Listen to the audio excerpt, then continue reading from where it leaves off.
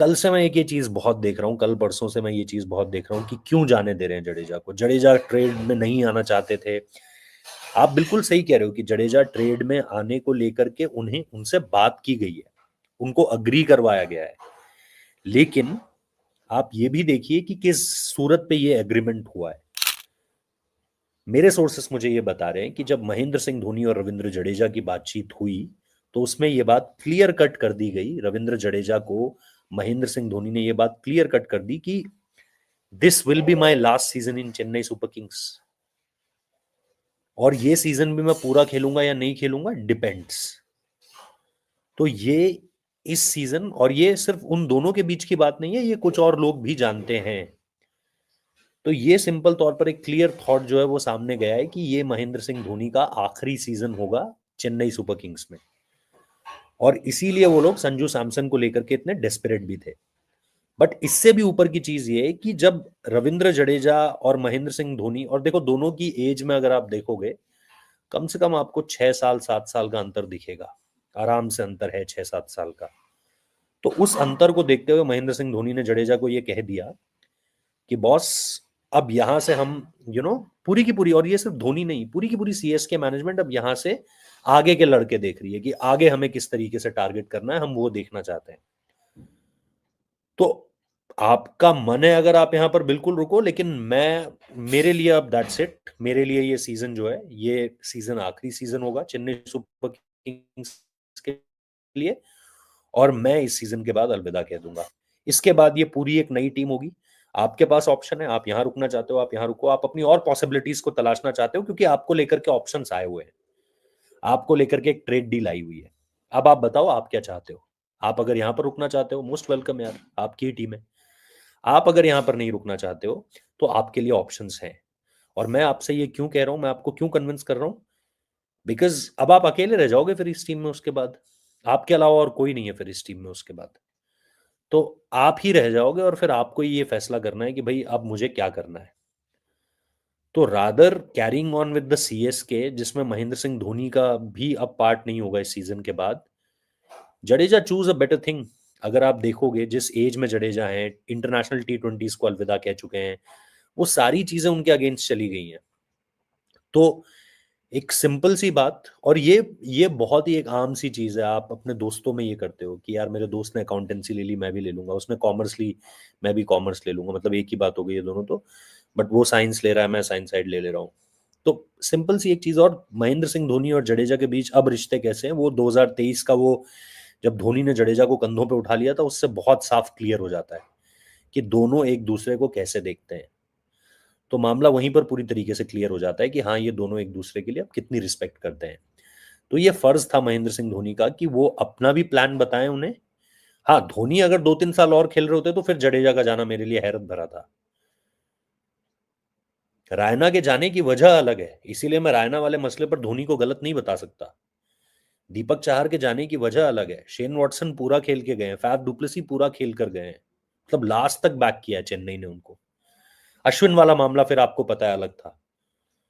CSK इस मामले में बहुत एक ऑर्थोडॉक्स टीम है कि भाई अंदर की बातें बाहर नहीं करनी है, पब्लिक स्पेस में पब्लिक प्लेटफॉर्म्स में नहीं बोलना है। तो वो चीज पूरी तरीके से क्लियर कट थी। और इसीलिए जो लोग ये कह रहे हैं ना कि नहीं यार धोनी ने ये किया, धोनी ने ऐसा कर दिया, धोनी ने ऐसा कर दिया, आई थिंक धोनी को लोग गलत वजह से जो है वो इस समय पे ब्लेम कर रहे हैं। There was the reason. Dhoni explained that reason to Jadeja. Now it's all up to Jadeja. What Jadeja wants to do. Jadeja आना चाहते हैं या नहीं आना चाहते हैं, ये फाइनली उनका कॉल था। धोनी उन्हें बता सकते हैं, कन्विंस करना कि नहीं तू जा ही जा, ये चीज पॉसिबल नहीं है। जडेजा भी कोई बच्चे तो है नहीं, आयुष मात्रे तो है नहीं जडेजा की। धोनी ने बोला और जडेजा ने बोला जी भाई। जडेजा ने भी अब 15 20 साल क्रिकेट खेल ली है, और जडेजा भी जानते हैं कि उनके लिए क्या फायदेमंद है आने वाले समय में। तो उन्होंने वही किया जो उनको लगा कि इस समय पर उनके लिए बेस्ट है। ठीक है, तो बार बार इस पूरे के पूरे मामले पे महेंद्र सिंह धोनी का गला पकड़ना बंद कर दो। महेंद्र सिंह धोनी ने अपनी अपनी फ्यूचर की चीजें उनको बताई कि वो कहां तक स्टैंड करते हैं, और उनसे उनके बारे में पूछा।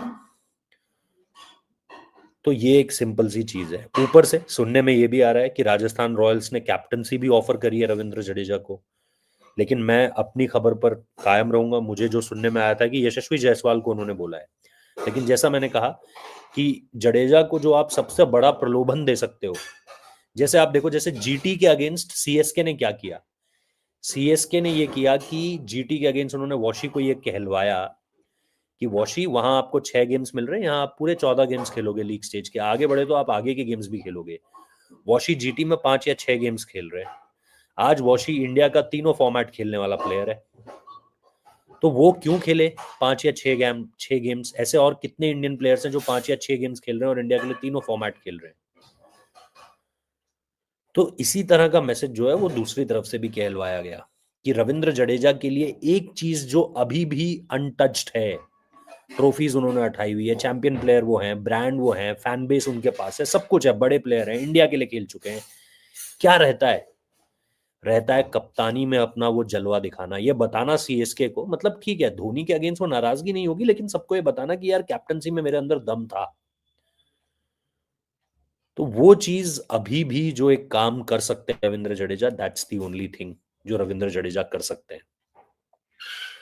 तो ये चीज मुझे समझ में आती है जो हुई है। और रविंद्र जडेजा को क्योंकि ऑब्वियसली पैसा भी अच्छा मिला होगा, कैप्टनसी की डील भी रही होगी, जो मैं समझ पा रहा हूँ इस समय पर, जो सुनने में आ रही है, मैं इसके बारे में श्योर नहीं हूँ, लेकिन ये चीज मुझे सेंस बनाती हुई दिखती है। तो ये सारी चीजें जब हुई तब जाके आपने ये कहा कि चलो यार ठीक है, इस डील को एक्सेप्ट करते हैं, क्योंकि सब कुछ आपके पक्ष में था। आपको पैसा भी मिल रहा है, आपको पोस्ट भी मिल रही है, और वो भी कैसे टाइम पे, जब आप अपने करियर के आखिरी पड़ाव पे हो। अमूमन तौर पर हर प्लेयर को इस तरह की डील्स इस समय की स्टेज में नहीं मिलती। आईपीएल में बहुत लिमिटेड प्लेयर्स होते हैं जो अपने T20 इंटरनेशनल रिटायरमेंट के बाद इस तरह की लग्जरी जी रहे होते हैं। रविंद्र जडेजा को वो हासिल हुआ, एंड वो इसलिए हासिल हुआ क्योंकि वो केपेबल है इन सारी चीजों के। तो ये है पूरी कहानी रविंद्र जडेजा, महेंद्र सिंह धोनी, सीएसके और राजस्थान की। ठीक है। और ये खबर मैंने परसों या कल डाली थी ट्विटर पे दोपहर में कि जीटी में सीएसके ने 2 ट्राई किए हैं। शाम को इंडियन एक्सप्रेस का इस पे आर्टिकल भी आया, लेकिन मैं दोपहर में जब लिखा था कि 2 ट्राई किए हैं जीटी पे सीएसके ने। पहला था ऑल कैश डील, पैसा लो और हमको दो अपने, ये वॉशिंगटन सुंदर हमको दो। दूसरी कोशिश थी प्लेयर टू प्लेयर ट्रेड, जिसमें दीपक हुडा, राहुल त्रिपाठी, ऐसे प्लेयर्स के नाम थे जो आपको बैटर्स उधर देने थे। वो आपने कोशिश करी कि आप किसी तरीके से एक player to player trade swap करो।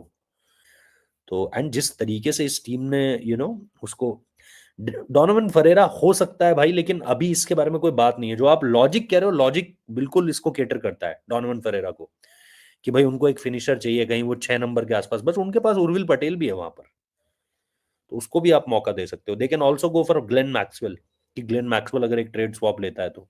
ग्लेन मैक्सवेल का ट्रेड स्वैप मैंने डाल रखा है वैसे,